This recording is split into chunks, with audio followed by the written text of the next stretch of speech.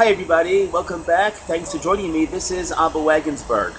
In this week's portion of Vayeitzei, we have the birth of Yaakov's sons, which became the fathers of the tribes of Israel. Well, Yaakov's other wives, Leah, Bilhah, and Zilpah, were having one child after the other.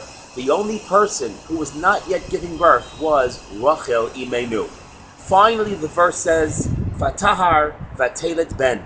Rachel conceives. She gives birth to a son. Vatomer, what does she say? Asaf Elokim escher pasi. Hashem has removed my disgrace.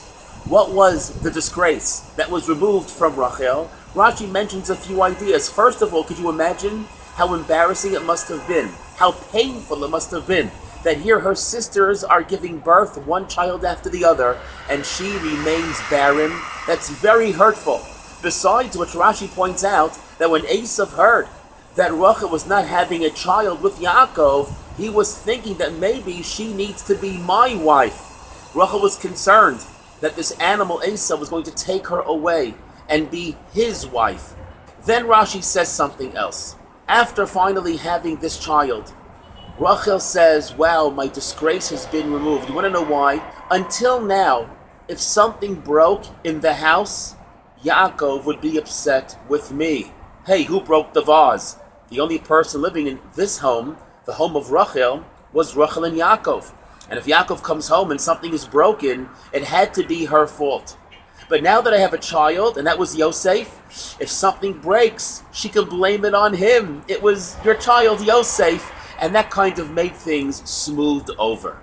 When you think about what the verse is trying to say, that when Rachel had a child, Yosef, her disgrace was removed, I understand that it was painful not to have children to begin with. I understand she was concerned about becoming Esav's wife. These are tremendous issues. However, this other point that if something breaks in the house, now I can blame it on the child Yosef, that seems to be so insignificant compared to the other great concerns that were going on in her mind. That was the tremendous, wow, Baruch Hashem, I have a child, thank God, because now I can blame this and that on the child.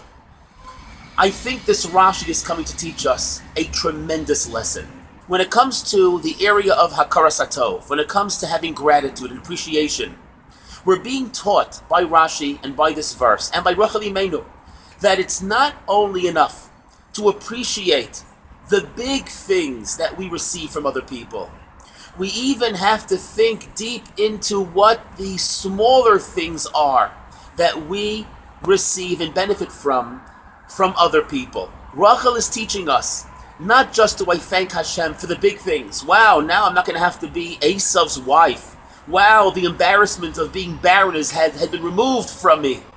But she thought about all the benefits at having a child, down to the last detail.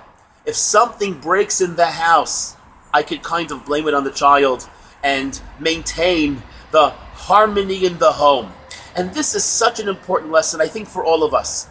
Important to think about the people in our lives and the benefit that we receive from them, and to be grateful and to express appreciation, not just for the tremendous things that we receive from people, but down to the small, fine details that maybe some people think are insignificant. But you know something? It is a something, and we should really credit and pay attention to those things as well.